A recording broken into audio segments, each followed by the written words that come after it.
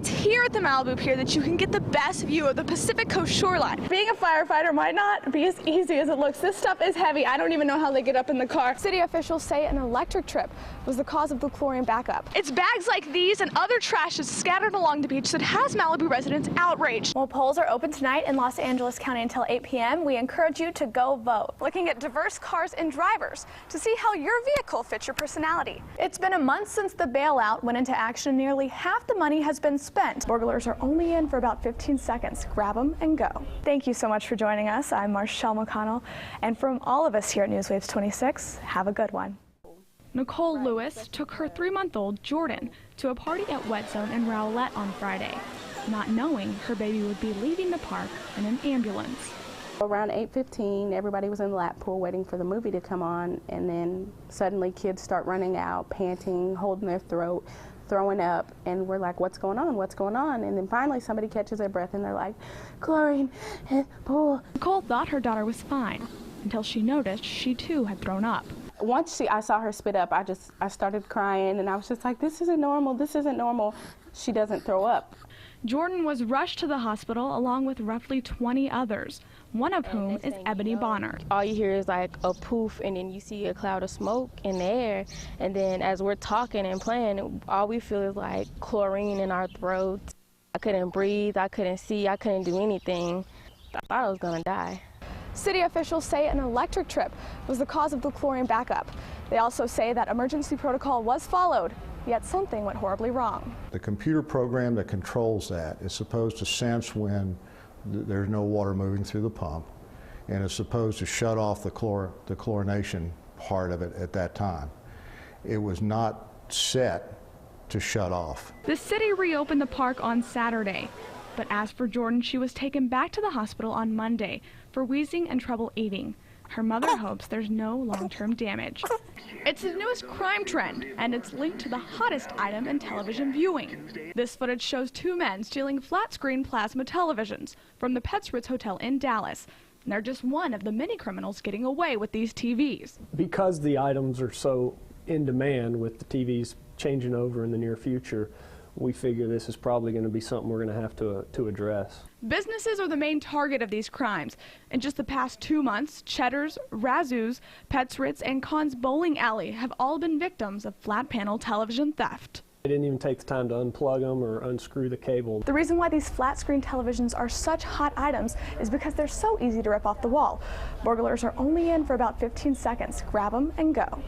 They're mounted into metal studs, and those studs give pretty easily once you start pulling down on one with leverage.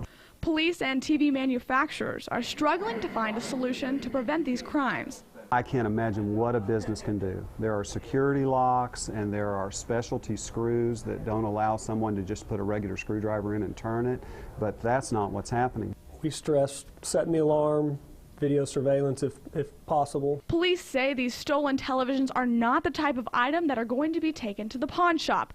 Instead, they're being sold on the black market in exchange for drugs or even online, making them nearly impossible to track down. Good evening, I'm Marchelle McConnell and welcome to Newswaves 26. We are so glad you decided to join us tonight.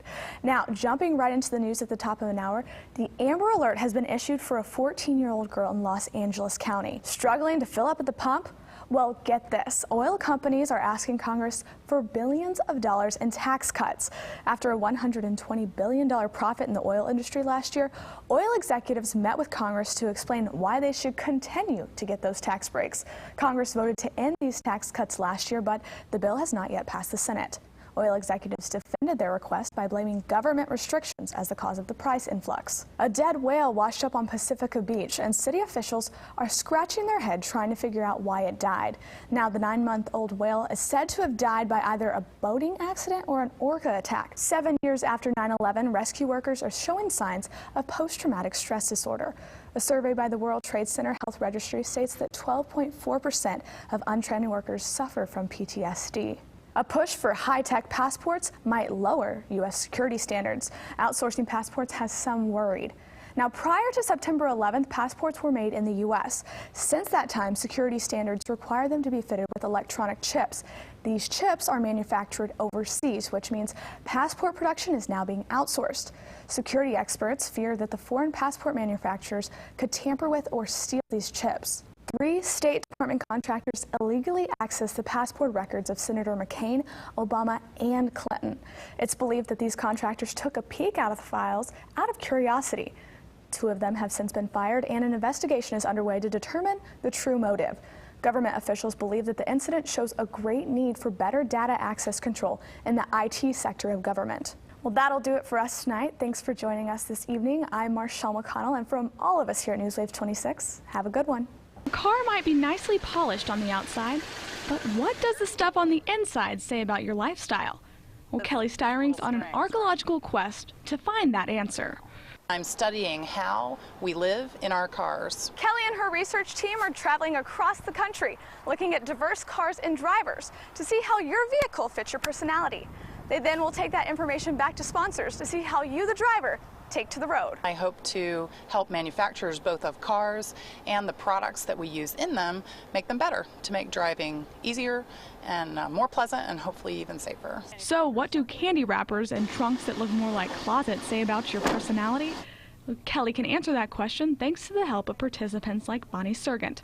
The only way you get improvement is when you do research like this. Kelly does not reveal the results of her study until October, but she says she's already found some interesting patterns. What we are finding out is that people are carrying around more trash than they ever expected. Now, auto manufacturers certainly could help us live more humanely in this habitat of the car by providing some kind of trash management.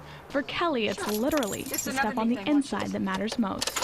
In Grapevine, I'm Marchelle McConnell, Fox 4 News.